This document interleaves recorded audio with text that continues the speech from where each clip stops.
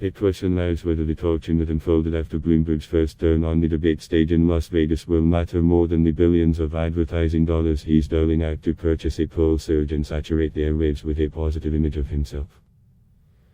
The former New York mayor knew he'd face fierce heat Wednesday night from rivals who resent his stunning spending spree and his failure to take part in the first four nominating contests. Bloomberg tried to keep his focus on his central argument of the night, that the presidency is a management job, and he is a proven manager, unlike Trump. But nothing could prepare him for the welcome that materialized and that left him struggling to counter attacks on his political and personal vulnerabilities. I'd like to talk about who we're running against, a billionaire who calls women fat broads and horse-faced lesbians, Sen. Elizabeth Warren said moments into the clash. And no, I'm not talking about Donald Trump, I'm talking about Mayor Bloomberg, said Warren, who drew gasps from the audience and debated with the desperation of a candidate fighting to save her campaign. Rivals hit Bloomberg on claims he used sexist language in a workplace hostile toward women, over some of his negative comments on Obamacare, over his implementation of the controversial stop and frisk policing tactic, and for a campaign that appears to be trying to force other moderates to step aside.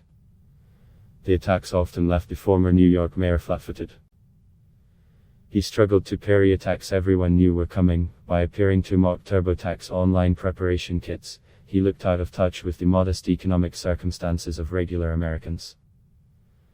And he was unable to display empathy for women who are victims of workplace discrimination or Americans who struggle through life without his riches, as his foes slammed him over his past opposition to the minimum wage. Still, he did point out that he was spending his money in philanthropic ventures, and to get rid of Trump.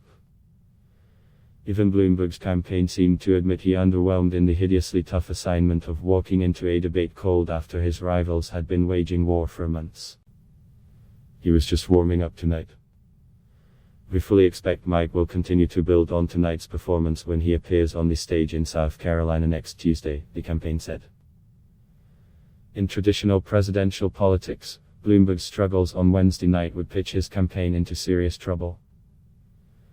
But while millions of people watch the debate on television and will see clips on social media, Bloomberg has been mounting the most concentrated cash dump in primary history.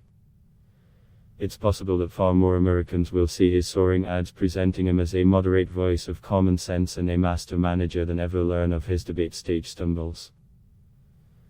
His $400 million push has already lifted him to second place in national polls.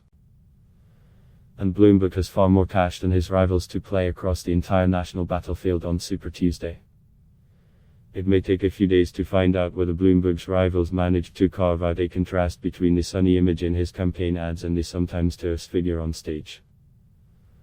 And then there's the question of whether debates matter that much anyway. It could be that the cacophony of multiple, fierce attacks from a presidential field piling on will only underscore Bloomberg's argument to centrist voters that he's different.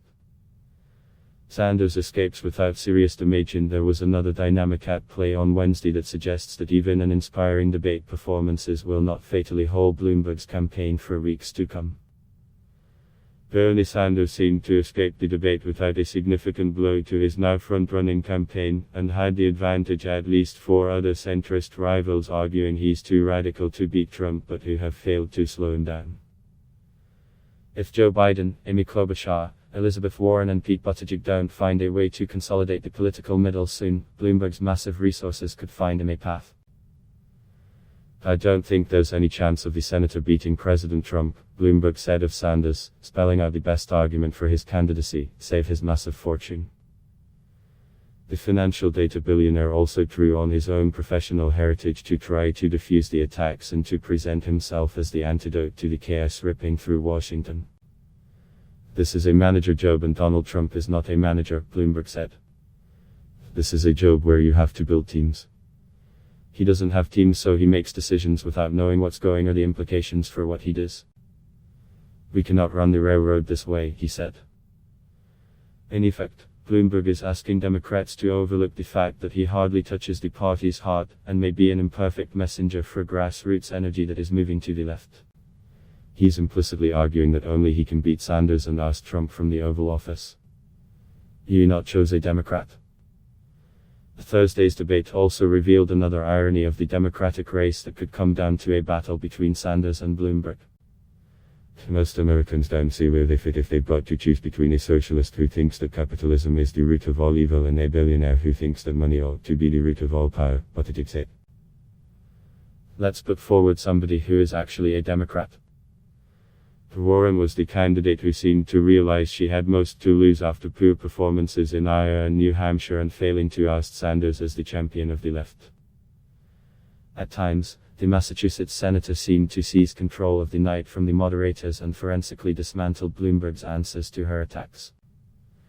We are not going to beat Donald Trump with a man who has who knows how many non-disclosure agreements and the drip, drip of stories of women saying they have been harassed and discriminated against, Warren said.